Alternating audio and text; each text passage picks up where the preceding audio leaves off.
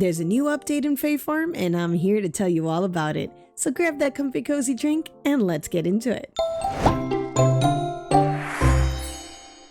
Hey guys, welcome to Jade Mist Gaming. Jade Mist here, and welcome to another Fae Farm video where today we're going to talk about the new 1.4 update patch notes that just dropped over in the Fae Farm world. Now there's over 70 fixes here in this new update. The update is geared mainly on a lot of bug fixes and a lot of quality of life updates, which I think are amazing. It just shows that the developers are actually paying attention and really trying to hone in on everything that we want for this game. Now while again there are 70 plus notes here, we're not going to go over each and every one of them. We are going to go over some pretty noteworthy ones that I've come across here. The link to the full patch notes are in the description below, so feel free to check out every single one of those details. Maybe one of the problems that you've been having in the game are listed below, so check it out.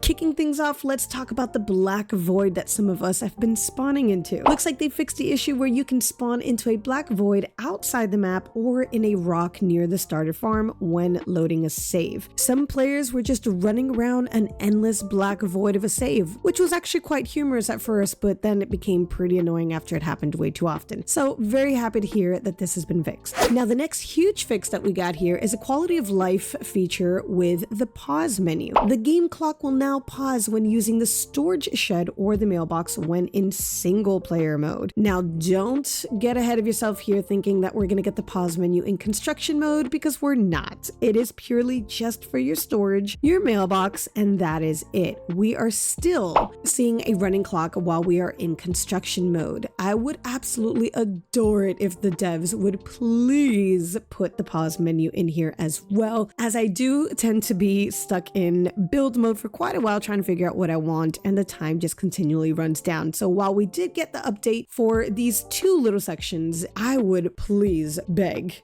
for a new one for the build mode pause, but still a positive note on the quality of life. Now the next one that I've come across a lot is when I would be planting my plants and I couldn't hold down the button to put all my plants. Sometimes I would have to meticulously one by one plant every single crop. This fixed an issue that could block holding to plant multiple items from working as intended. So now you could just go ahead and run through your entire farm soils and just hold that button and spam down all of your crops. In addition to that, sometimes after you water your plants, your fertilizer may accidentally be applied automatically onto the wet soil. So they also fixed that issue that could cause that fertilizer to be applied immediately after planting seeds on wet soil. No more accidental fertilizer planting. Love that. Now another huge change, or a huge quality of life change that I saw here, was that they fixed the chance of generating a sapling using a propagation hive being much lower than intended. So for those of you that have been having trouble getting some fruit saplings to actually come out of your propagation hives, this finally gets that fixed up. In my B video, I did show you guys how to use the propagation hives and how to get saplings for your fruit trees, and I did recommend that you use 3 propagation hives to help increase your odds. With this fix, you can actually get away with only having 1 propagation hive and still getting quite a few saplings. So I went ahead and ran, you know me, some more experiments just to see what kind of results I would get from our fruit trees. And after 9 days with 9 bees, I averaged at getting about 5 saplings after running through those 9. So that's pretty good with just 1 propagation hive. So if you have the 3 propagation hives that I recommended in the first video, you're probably going to get tons of them. So if you want to stick with the 3, go for it. But if you just want to go down to that 1 propagation hive, just know that it is now working better. You should be seeing more results. If you want to learn more about how to propagate your trees, be sure to check out my last bee video.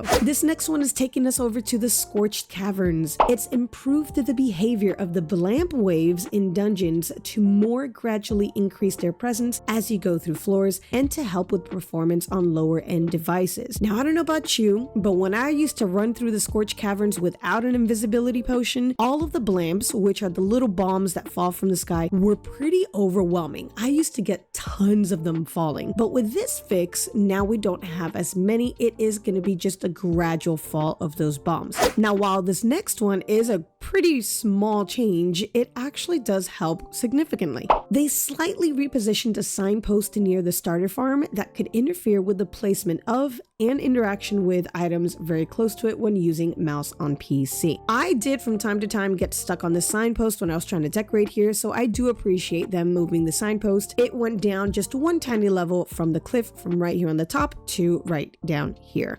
Next up, the honeycomb can now be found in the prepared ingredients section of the almanac and storage. It was previously missing a category, so I did notice that we couldn't find this item in the almanac. No matter what we did, there was no category for it, so a small minor detail, but still a great little change. Now moving on, we have our dating mechanics here. So when you reach the points threshold for a date, you'll still receive the mail inviting you on it, and you must read this mail in your mailbox in order to get the date option on the NPC. So if you've progressed and you've leveled up your friendship level with an NPC trying to go on a date, and you know for a fact you're at that level, but you haven't read your mail, you're not going to be able to go on a date, guys. So be sure you go read your mail in your mailbox. You'll also no longer earn any relationship points from any source for this NPC until you go on the date. So some people were actually continuing to level up the NPC friendship levels in order to kind of rush through the dating points. So this is going to kind of eliminate that, and it's going to let you progress on a balanced level. So after you finish the date that you're going on, you can then continue to progress up again up until the next date. Now, continuing on with NPC romances, they've added a fix-up to help with a situation where the day ending in multiplayer while in the wedding outfit selection screen could cause the wedding to not occur, and you would be stuck at the fiancé state. So now you're finally able to get into your wedding date. Now, this is just a fix-up. It's not a permanent fix. Apparently, there is still some issues with it, so this is just a temporary little band-aid for that situation. Players who were stuck in this state will now have their wedding automatically scheduled on the next available date with the Fae outfit selected, although all three will be added to your inventory after the wedding. Now again, please note that the causing bug here can still occur and will be fixed in a future update. If you encounter it, leaving and reloading your save will now trigger the fix. You still have a way to get this progressed, but again, it's still a band-aid. They also fixed a crash that would occur if you reset your relationship with Pyrea while in the dating, getting serious, or spouse status. So if you decided not to romance Pyrea anymore and you wanted to reset it, your game could have crashed. So that finally got fixed. So fear not, you can go ahead and reset your relationship with Pyrea. Now the big one here is all on the animal care. They fixed animals getting into a state where they no longer produced materials. They fixed a number of issues that could result in breeding being canceled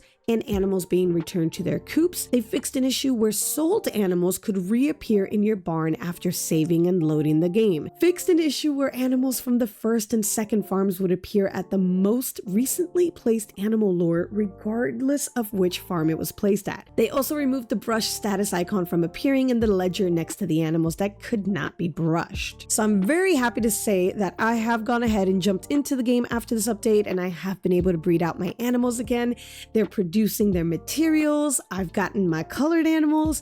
We're good to go, guys. You've got the green light to go back and breed all of your animals. And last but certainly not least, another one that I thought was worth mentioning was an issue with the dyeing of your outfits. So it was a cool glitch in a way where you were able to get that default outfit into some really cool custom colors. I, for one, kind of wish they would not have fixed this one because I was enjoying changing my tunic. I wish that we could change our default tunic. So if they can allow us to change those colors for the default, that would be amazing. And that's it, guys. Those are all the worthwhile ones that I feel that we should have brought attention to. But again, there are over 70 fixes in these patch notes. Feel free to check out the link in the description below to get the full details and see if any of your issues that you've come across are addressed in the patch notes. Be sure to like the video, subscribe to the channel, ring that notification bell. Don't forget to head over to my Discord where I do have lots of Fae Farm content over there. And of course, until the next time, happy gaming.